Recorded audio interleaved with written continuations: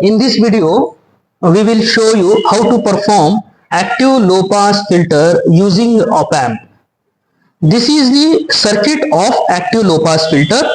It consists of IC741, and at pin number 3 we can observe that a resistor R1 and C is connected, and we are giving the AC input signal from function generator to pin number 3 through resistor R1. This both R and C forms the low pass filter, and resistor R1 is connected to pin number 2 and that is grounded, and a feedback resistor, that is RF, is connected between 2 and 6.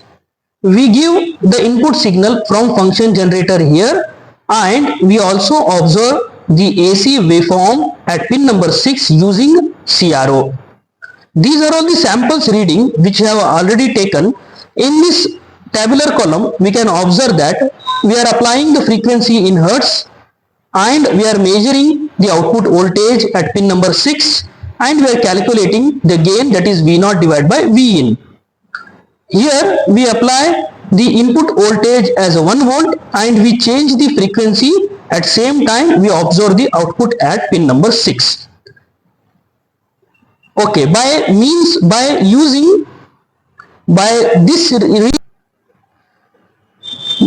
observing this reading, we can observe that the output voltage goes on reducing. Once we reach cutoff frequency, the output voltage is near to zero voltage. This is because we have designed this low pass filter for 1.65 kilohertz.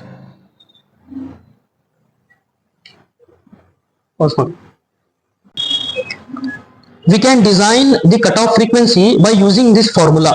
The formula is given as F is equal to 2 pi RC.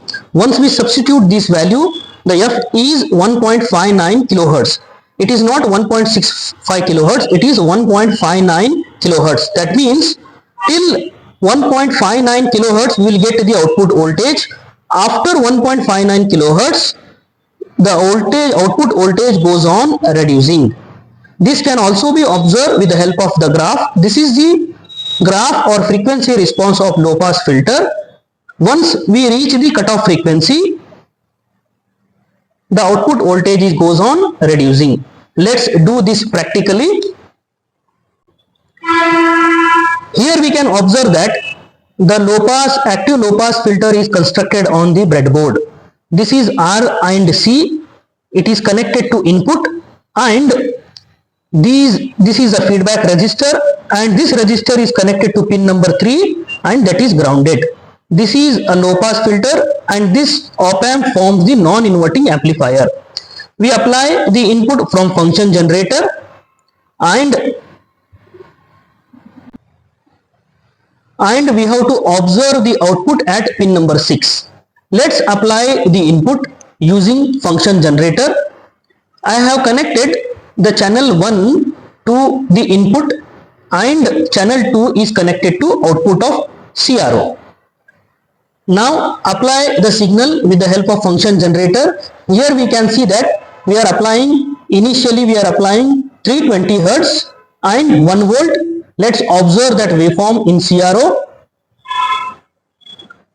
This is here the channel 1 is connected to input, channel 2 is connected to output. Here we can observe that the input voltage is 1 volt peak to peak, and output is it is 2 volt at the output. As I increase the frequency, I increase the frequency, I will keep it to 1 kilohertz. Once I keep this frequency to 1 kilohertz, here we can observe that the input voltage remains same, but whereas the output voltage goes on reducing. Here we can see that the output voltage is almost 1.8 volt instead of 2 volt. Now again I will increase this frequency to 2.5 kilohertz or 2.3 kilohertz, And now observe the output voltage. Here we can see that instead of 1.8 volt, here we are getting 1.6 volt. Again, now increase the frequency from 2.3 kilohertz to 5 kilohertz. I will change the range. I will make it to 5 kilohertz.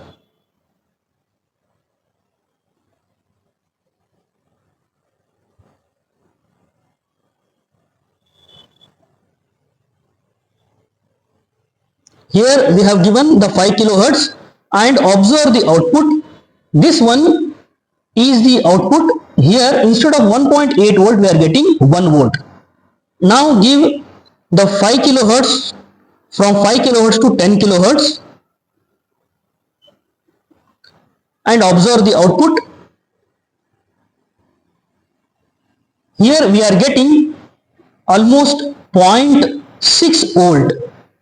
In this way we conduct the low pass filter. As we go near to the cutoff frequency, the output voltage goes on reducing. Once we note down this reading and draw the graph, we will get the exact cutoff frequency.